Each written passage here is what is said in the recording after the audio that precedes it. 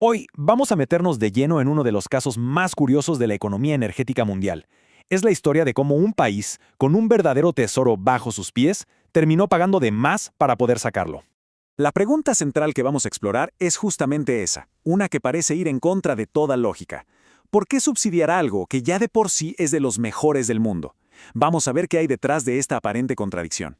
Es que aquí convivían dos realidades totalmente opuestas.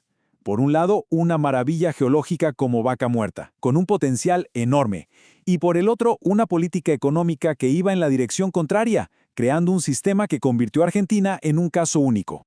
Y esto es clave para entender todo el panorama. No estamos hablando de una medida de emergencia, de algo que se hizo por un tiempito y ya.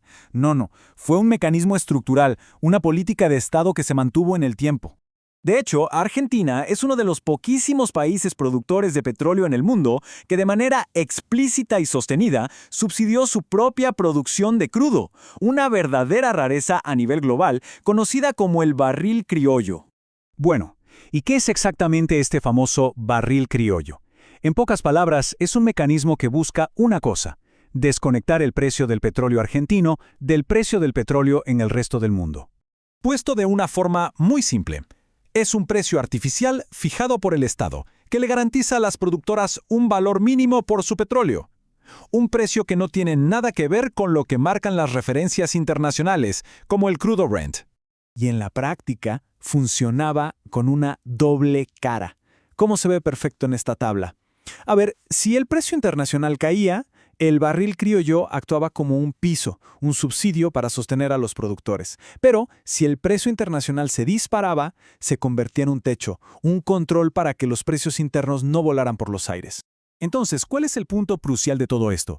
Que el precio deja de ser una señal económica, deja de reflejar la oferta y la demanda y pasa a ser fundamentalmente una decisión política. Y es acá donde la historia se pone, bastante particular, porque esta política terminó subsidiando un recurso que en realidad no necesitaba ayuda, un recurso que por sí solo ya era competitivo a nivel mundial. A ver, que quede claro, Vaca Muerta no es un yacimiento marginal. Estamos hablando de una de las mejores formaciones de shale del planeta, con costos operativos muy competitivos una vez que los pozos están en marcha. Su verdadero límite nunca fue geológico, sino sistémico. Y si comparamos con otros grandes productores, el contraste es evidente.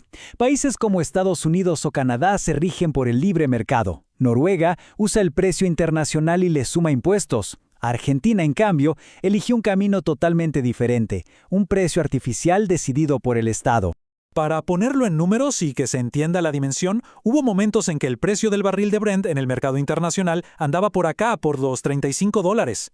Pero en ese mismo momento, el Estado argentino les garantizaba a los productores locales un precio mucho más alto, de unos $55. Una diferencia, como ven, enorme.